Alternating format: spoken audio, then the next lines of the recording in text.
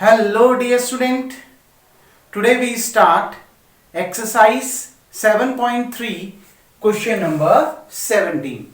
Dear student, question number 17 आपसे क्या कह रहा है? देखिए हमने इंटीग्रेशन फाइंड करना है sine cube x plus cos cube x upon sign square x into cos square x. तो कैसे करें? सब्स्टिट्यूशन से बन नहीं सकता डायरेक्ट, अभी तो सब्स्टिट्यूशन से बन नहीं सकता क्योंकि नीचे पावर 2 है ऊपर पावर 3 है और ऊपर प्लस का साइन भी है दो फंक्शन के बीच में. एक काम हो सकता है, ये sign square x cos square x इसके अपॉन में भी अलग से और इसके अपॉन में भी अलग से लिखा जा सकता है. तो लिख दीजिए, देखिए integration sine cube x upon sign square x cos square x plus cos cube x upon sign square x cos square x और बाहर पे क्या आ गया बच्चों? dx. क्लियर? देखिए साइन क्यूब एक्स के अपॉन में भी ये लिख दिया, कॉस क्यूब एक्स के अपॉन में भी ये लिख दिया. ठीक है, अब एक काम करते हैं डियर स्टूडेंट, ध्यान से देखिएगा क्योंकि ये टॉपिक, ये जो क्वेश्चन है थोड़ा सा अलग क्वेश्चन है. ठीक है, थोड़ा सा डिफरेंट क्वेश्चन है, इसको समझते हैं. लेकिन देखिए जो चीज कैंसिल हो रही है पहले तो कैंसिल कर दीजिए. ये नीचे साइन स्क्वायर एक्स 2 बार साइन है, ऊपर 3 बार साइन है, तो 2 बार साइन क्या हो गया? कैंसिल हो गया ना. तो बचा क्या? ऊपर बचा केवल साइन एक्स और अपॉन में बच गया कॉस स्क्वायर एक्स. तो अपॉन वाले कॉस स्क्वायर एक्स को आपने cos x into cos x लिख दिया. कोई डाउट? देखिए साइन नीचे 2 बार है ऊपर 3 बार है, तो 2 बार साइन कैंसिल हो गया, तो ऊपर एक ही बार साइन बचा और अपॉन में 2 बार कॉस बचा. कॉस स्क्वायर एक्स है ना, तो कॉस स्क्वायर एक्स को मैंने cos x into cos x लिख दिया. प्लस ऊपर 3 बार कॉस एक्स है, नीचे 2 बार कॉस एक्स है, तो 2 बार कॉस एक्स से ऊपर भी 2 बार कॉस एक्स कैंसिल हो जाएगा क्योंकि ऊपर 3 बार कॉस एक्स था, 2 बार कैंसिल हो चुका है, तो एक बार बचा, तो ऊपर कॉस एक्स हो गया और नीचे क्या बचा? Sign square x. Sign square x को हम sine x into sine x लिख सकते हैं. ठीक है, अब देखो बाहर पे क्या? dx. आपको पता है इंटीग्रेशन डिस्ट्रीब्यूट हो जाता है, अगर बीच में प्लस और माइनस का साइन हो तो इंटीग्रेशन दोनों के साथ हो जाएगा. इंटीग्रेशन पहले इसके साथ sign x upon cos x कितना? 10x. Sign x upon cos x कितना? 10x. देखिए इस साइन एक्स को मैं साइन एक्स इंटू 1 लिख सकता हूं. साइन एक्स को हम साइन एक्स इंटू 1 लिख सकता हूं. बात तो एक ही आई ना. तो देखो sign x upon cos x कितना? 10x और 1 अपॉन कॉस एक्स कितना? sec x. ये तो पता है ना, साइन अपॉन कॉस 10 और 1 upon cos sec. Clear? Integration distribute हो गया तो ये dx भी इसके साथ चला गया. ठीक, प्लस इंटीग्रेशन इसके साथ भी चला जाएगा, तो cos x को भी मैं cos x इंटू 1 लिख सकता हूं. देखिए cos x upon sine x कितना? cot x और 1 अपॉन साइन x कितना? cosec x और इंटीग्रेशन क्योंकि इसके साथ भी गया है तो इसके साथ भी dx चला जाएगा. इंटीग्रेशन दोनों के साथ चला गया तो dx भी दोनों के साथ जाएगा. क्लियर? आ गई ना बात में? Sine x upon cos x 10x और 1 अपॉन cos x कितना? sec x.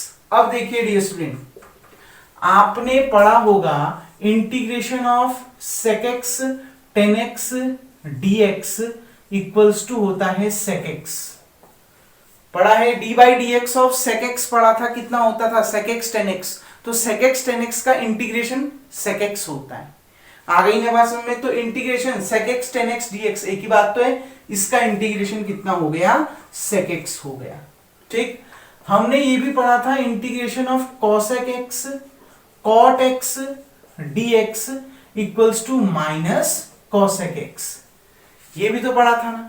आपने पढ़ा होगा डिफरेंशिएशन ऑफ cosec x कितना? Minus cot x minus cosec x cot x. आपने cosec x का डिफरेंशिएशन पढ़ा होगा minus cosec x cot x. तो cosec x cot x का इंटीग्रेशन पढ़ोगे माइनस cosec x, उसका ही तो उल्टा होता है ना. तो cot x cosec x का इंटीग्रेशन क्या हो गया? Minus cosec x. माइनस क्यों लगा दिया? क्योंकि ये माइनस ये प्लस, तो माइनस और प्लस क्या? माइनस आ गया, प्लस कांस्टेंट c. तो इतना भी आप छोड़ सकते हैं, ये आपका क्या आ जाएगा? इसका आंसर आ जाएगा. और आप आगे भी सॉल्व कर सकते हैं. sec x को 1 upon cos x cosec x को 1 अपॉन साइन एक्स, एलसीएम लेके भी सॉल्व किया जा सकता है। इतना भी छोड़ना चाहें तो आप इतने में भी इसको छोड़ सकते हैं। डियर स्टूडेंट, कैसे सॉल्व किया समझ में आया? हमने sign square x cos square x को दोनों के साथ अलग अलग ले गए, जो चीज कैंसिल होने वाली है कैंसिल करके इंटीग्रेशन डिस्ट्रीब्यूट कर दिया। Sine theta upon cos theta tan theta 1 upon cos theta sec theta, cos theta upon sine theta tan cot theta 1 upon sine theta cosec theta. ये इंटीग्रेशन है सेक एक्स का, ये integration है minus cosec x का। तो बस यही आपका आंसर आ गया। उम्मीद करता हूं बच्चों आपको ये क्वेश्चन समझ में आ गया होगा। वीडियो को पॉज करके आप इतना उतार लेंगे। नाउ डियर स्टूडेंट, अब हम बढ़ते हैं 18th क्वेश्चन की ओर। बहुत इजी क्वेश्चन है। देखिए, हमने इंटीग्रेशन फाइंड करना है cos 2x plus 2 sin square x upon cos square x का। इसमें भी सब्स्टिट्यूशन से नहीं बन सकता, क्योंकि नीचे एक जगह एंगल x है तो एक जगह 2x है ऊपर, ठीक है ना। सब्स्टिट्यूशन से नहीं बन सकता, क्योंकि सब्स्टिट्यूशन से एंगल बराबर होना जरूरी है, ठीक है। अब हम इसको कैसे बनाएं? बच्चों, हमने cos 2x का फॉर्मूला तो पढ़ा है ना, तो cos 2x का एक ऐसा फॉर्मूला अप्लाई करो जिसमें sin स्क्वायर x आता हो, क्योंकि दूसरा टर्म मुझे sin स्क्वायर x में दे रखा है। तो cos 2x का ऐसा फॉर्मूला यूज करो जिसमें sin स्क्वायर x आता हो, और ये भी sin स्क्वायर x वो भी sin स्क्वायर x, तो दोनों जुड़ जाएंगे या घट जाएंगे, जो भी होगा एक सिंगल टर्म बच जाएगा। आ रही है ना बात समझ में? तो cos 2x का ऐसा फॉर्मूला अप्लाई करना है जो sin स्क्वायर x के टर्म में आए। तो हमने cos 2 थीटा पढ़ रखा है बच्चों, 1 माइनस 2 sin स्क्वायर थीटा पढ़ रखा है ना। देखो साइन के टर्म में आ गया ना। तो देखिए बच्चों, i equals to cos 2x, बस इस फॉर्मूले में थीटा की जगह में x रख देना। क्या फॉर्मूला आ जाएगा cos 2x का? 1 minus 2 sin square x, clear, plus कितना 2 sin स्क्वायर x, ये एज इट इज उतर गया। ये तो फॉर्मूला हो गया cos 2x का, 1 माइनस 2 sin स्क्वायर x, ये plus 2 sin square x as it is उतर गया। अपॉन में क्या आ जाएगा? cos स्क्वायर x, ठीक है। हमने यहां पर इस फॉर्मूले का यूज किया है cos 2x का। माइनस 2 sin स्क्वायर x से plus 2 sin square x cancel, तो कितना बच गया? ऊपर बच गया 1, अपॉन में बच गया cos स्क्वायर x और dx। तो बच्चों 1 अपॉन cos थीटा कितना होता है? 1 अपॉन cos थीटा होता है sec थीटा। तो 1 अपॉन cos स्क्वायर x कितना हो जाएगा? sec square x, clear. और आपने पढ़ा है d by d x of 10x, 10x का डिफरेंशिएशन आपने पढ़ा होगा sec स्क्वायर x। तो sec स्क्वायर x का इंटीग्रेशन आपने पढ़ा है, integration of sec square x आपने पढ़ा है 10x, clear. sec square x का इंटीग्रेशन कितना होता है? 10x होता है। तो ये sec स्क्वायर x है ना, तो sec स्क्वायर x का इंटीग्रेशन 10x, और इंटीग्रेशन जब हो जाता है तो कांस्टेंट जुड़ जाएगा, तो 10x प्लस c। तो यही इसका आपका आंसर होगा। देखो है ना बहुत छोटा सा क्वेश्चन। तो cos 2x का ऐसा फॉर्मूला लगाना है जो साइन के टर्म में आए, जिससे या तो वो कैंसिल हो जाए या तो जुड़ जाए, एक सिंगल टर्म बच जाएगा, और हमने सॉल्व कर दिया, आपका आंसर आ जाएगा। उम्मीद करता हूं डियर स्टूडेंट आपको ये क्वेश्चन समझ में आ गया होगा। वीडियो को पॉज करके इतना आप उतार लेंगे। नाउ डियर स्टूडेंट, अब हम डिस्कस करते हैं क्वेश्चन नंबर 19 की ओर। क्वेश्चन नंबर 19 बहुत ज्यादा इंपॉर्टेंट क्वेश्चन है। तो ये क्वेश्चन बोर्ड के एग्जाम पर्पज से भी आपका बहुत इंपॉर्टेंट है। इस क्वेश्चन को देखिए। इस क्वेश्चन में हमने इंटीग्रेशन फाइंड करना है 1 upon sine x cos cube x का। अगर आप इसको सब्स्टिट्यूशन से बनाना चाहते हैं तो नहीं बनेगा। क्यों? क्योंकि साइन एक्स और कॉस क्यूब एक्स दोनों डिनोमिनेटर में है। आ गई ना बात में? अगर ये साइन एक्स ऊपर होता, cos क्यूब एक्स नीचे होता, तो हम इसको सब्स्टिट्यूशन से बना सकते थे। cos x को t मानते, ऊपर वाला पूरा dt मिल जाता। क्योंकि दोनों डिनोमिनेटर में है तो हम डायरेक्ट इसको सब्स्टिट्यूशन से नहीं बना सकते। अब जब ये सब्स्टिट्यूशन से नहीं बनेगा तो हम इसमें कुछ ना कुछ ट्रिग्नोमेट्रिक फंक्शन का यूज करेंगे। अब किसका यूज करें? बच्चों ये 1 का कोई फॉर्मूला मालूम है? बिल्कुल मालूम है। एक ही तो फॉर्मूला लगता है ना 1 के लिए, sine square x plus cos square x. पढ़ा है sine square theta plus cos square theta equals to 1। तो 1 की जगह में आपने क्या लगा देना है? Sine square x plus cos square x, ये वाला फॉर्मूला लगा देना है। अपॉन में क्या? Sine x cos cube x dx. अब देखिए जो डिनोमिनेटर वाला पार्ट है वो दोनों के साथ अलग अलग चला जाएगा, यानी sign square x upon sine x cos cube x plus cos square x upon sine x cos cube x dx। हम लिख सकते हैं ना ऐसा? कोई डाउट? ठीक है। अब थोड़ा सा इसमें एक ट्रिक है। जैसा आप पहला वाला ये जो फर्स्ट टर्म है जैसे इसको बनाओगे वैसे ही इसको भी बनाना। मतलब अगर ये 10 के फॉर्म में आएगा तो ये 10 के फॉर्म में ना आके अलग फॉर्म में आएगा, लेकिन जैसा जो पावर इसकी आएगी वही पावर इसकी भी बनाने की कोशिश करना।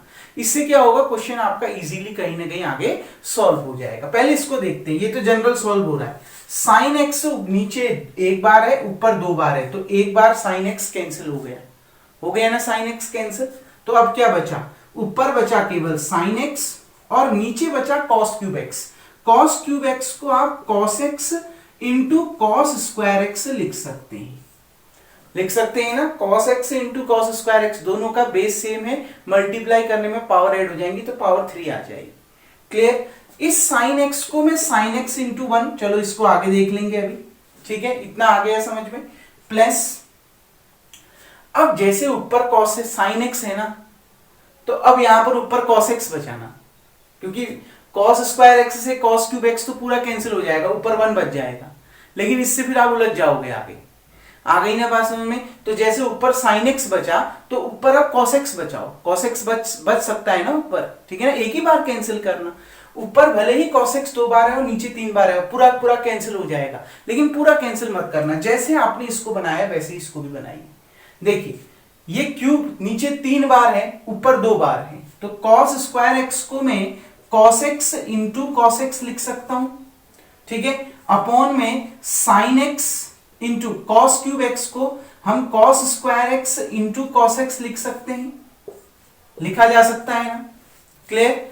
देखो cos स्क्वायर x को हमने ये लिख दिया और नीचे cos क्यूब x को cos square x into cos x लिख दिया। cos x से cos x क्या हो गया? कैंसिल।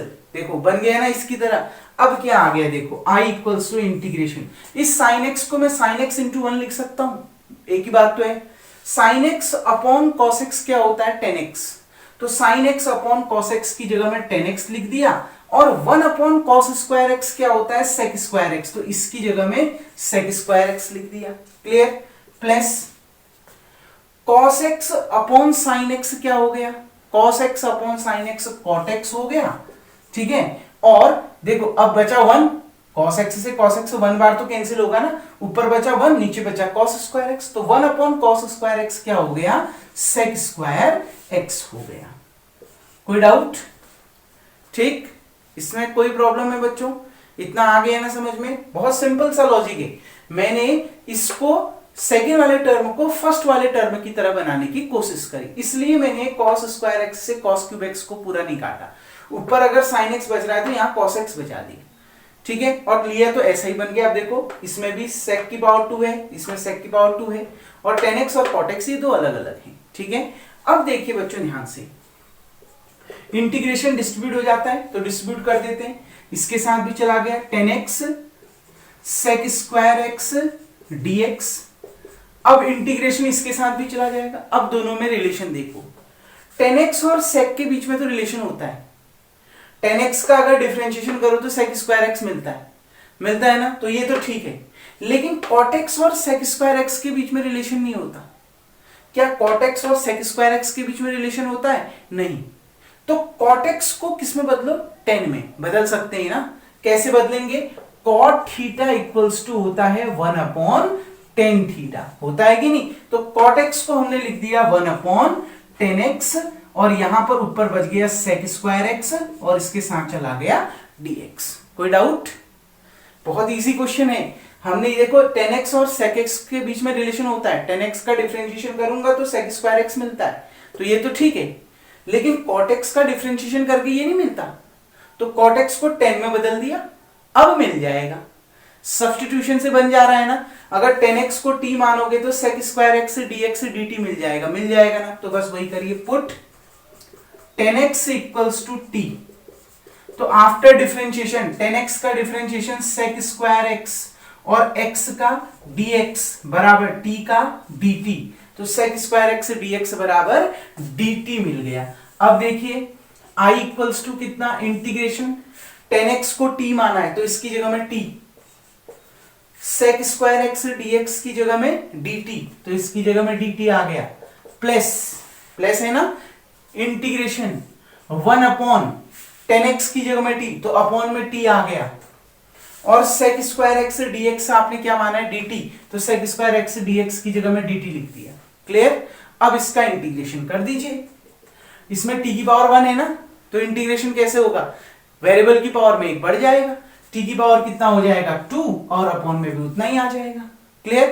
प्लस 1 अपॉन टी का तो log t होता है तो 1 अपॉन टी का log t हो गया, और इंटीग्रेशन हो गया तो कांस्टेंट जोड़ दोगे c। अब देखिए t की वैल्यू पुट कर दो, t कितना है, t आपने 10x माना है तो t की जगह में 10x रख दो, t की जगह में 10x तो 10x का whole square upon 2 plus log इस t की जगह में 10x, ठीक है, प्लस कांस्टेंट c। तो यही आपका क्या आ गया, आंसर आ गया, यही तो आपका आंसर आएगा। कोई डाउट?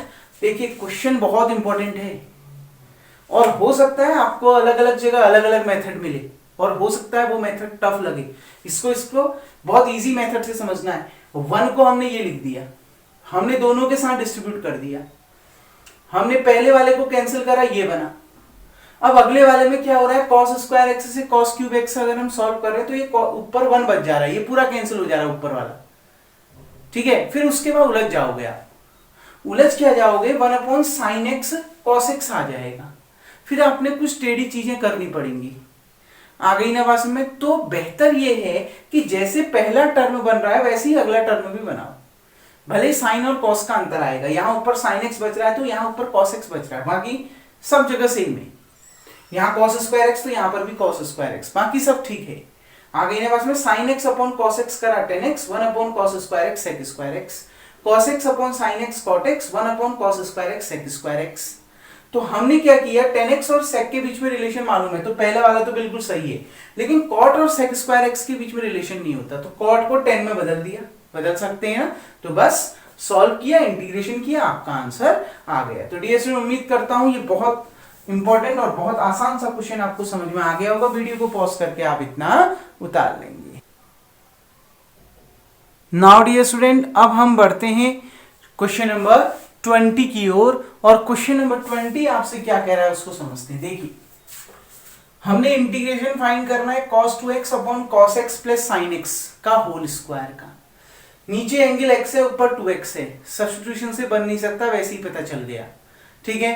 अब ट्रिग्नोमेट्री देखो, क्या cos 2x का कोई ऐसा फॉर्मूला है जिसमें cos भी आ जाए और sin भी आ जाए, दोनों आ जाए, क्योंकि नीचे cos और sin दे रखा है ना, तो cos 2x का कोई ऐसा फॉर्मूला है जिसमें cos और sin दोनों आ जाए? बिल्कुल है, cos 2x equals to cos square x minus sin square x। देखिए इसमें cos भी आ गया, sin भी आ गया, होता है ना फॉर्मूला। तो देखिए cos 2x का फॉर्मूला लगा दिया आपने, cos square x minus sin square x, ठीक, अपॉन में कितना आ गया, cos x plus sin x का होल स्क्वायर है ना, इसको मैं ये लिख सकता हूं cos x plus sin x, cos x plus sin x लिख सकते हैं, कोई प्रॉब्लम तो नहीं, ठीक है। cos 2x को हमने ये लिख दिया, फॉर्मूला लगा दिया, अब cos x plus sin x को cos x plus sin x into cos x plus sin x लिख दिया, ठीक है। अब देखिए बच्चों, ये a square minus b square है कि नहीं formula, a square minus b square क्या होता है formula, a minus b into a plus b.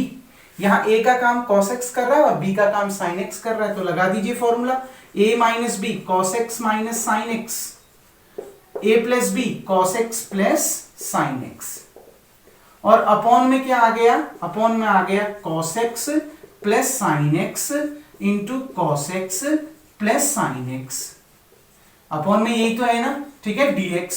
cos x plus sin x से cos x plus sin x क्या हो गया, कैंसिल।